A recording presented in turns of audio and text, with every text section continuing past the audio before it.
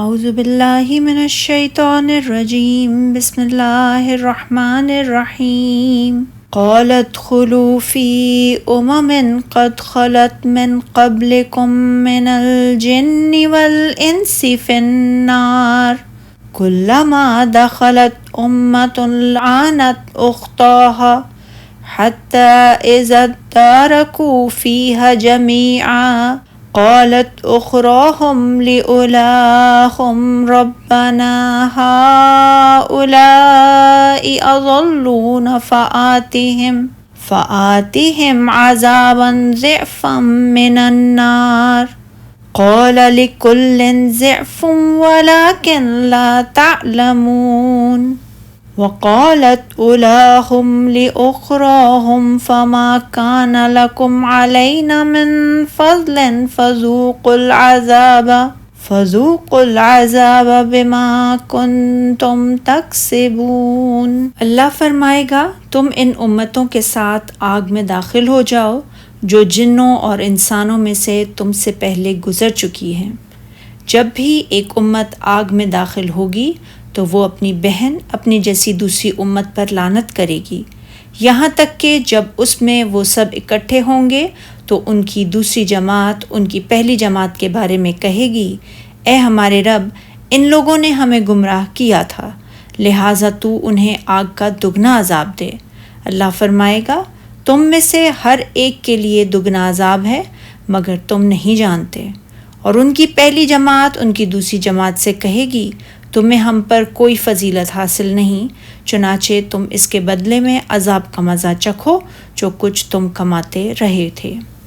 اللہ تعالیٰ نے بیان فرمایا ہے کہ وہ ان مشرکوں اور ان پر افطرا باندھنے والوں اور اس کی آیات کی تکذیب کرنے والوں سے فرمائے گا،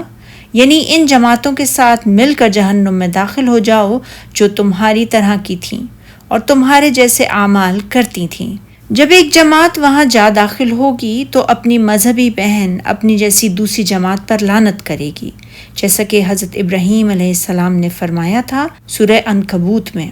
پھر قیامت کے دن ایک دوسرے کی دوستی سے انکار کر دو گے اور ایک دوسرے پر لعنت کرنے لگو گے۔ اسی طرح اللہ تعالیٰ نے فرمایا سورہ بقرہ میں، اس دن کفر کے پیشوا اپنے پیرووں سے بیزاری ظاہر کریں گے اور دونوں عذاب الہی دیکھ لیں گے اور ان کی آپس کے تعلقات منقطع ہو جائیں گے۔ یہ حال دیکھ کر پیروی کرنے والے حسرت سے کہیں گے، اے کاش ہمیں پھر دنیا میں جانا نصیب ہوتا کہ جس طرح یہ ہم سے بیزار ہو رہے ہیں اسی طرح ہم بھی ان سے بیزار ہوں۔ اس طرح اللہ تعالیٰ ان کے اعمال حسرت بنا کر دکھائے گا اور وہ دوزخ سے نکل نہیں سکیں گے، یہاں تک کہ جب سب اس میں داخل ہو جائیں گے،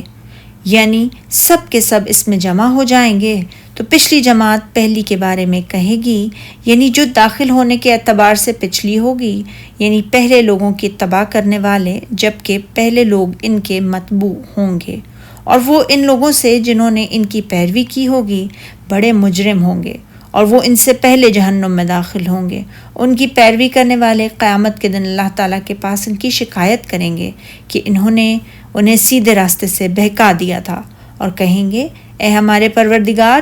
انہی لوگوں نے ہمیں گمراہ کیا تھا، لہٰذا تو ان کو آتش جہنم کا دگنا عذاب دے،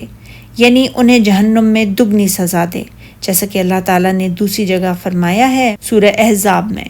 جس دن ان کے چہرے آگ میں الٹائے جائیں گے، کہیں گے، اے کاش ہم اللہ کی فرما برداری کرتے اور رسول اللہ کا حکم مانتے، اور کہیں گے، اے ہمارے پروردگار، بے شک ہم نے اپنے سرداروں اور اپنے بڑے لوگوں کا کہا مانا تو انہوں نے ہم کو سیدھے راستے سے گمراہ کر دیا، اے ہمارے پروردگار ان کو دگنا عذاب دے۔ اللہ فرمائے گا تم سب کو دگنا عذاب دیا جائے گا، یعنی ہم ایسا ہی کریں گے اور ہر ایک کو اس کے حسب حال سزا دیں گے،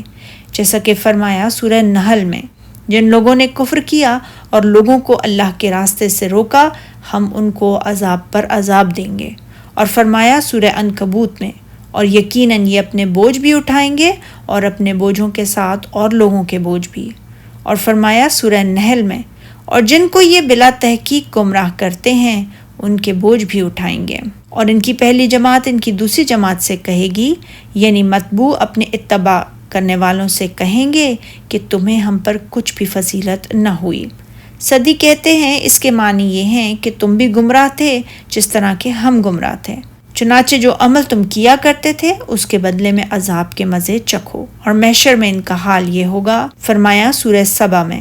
بڑے لوگ کمزوروں سے کہیں گے بھلا ہم نے تم کو ہدایت سے جب وہ تمہارے پاس آ چکی تھی روکا تھا؟ نہیں، بلکہ تم ہی گناہ گار تھے۔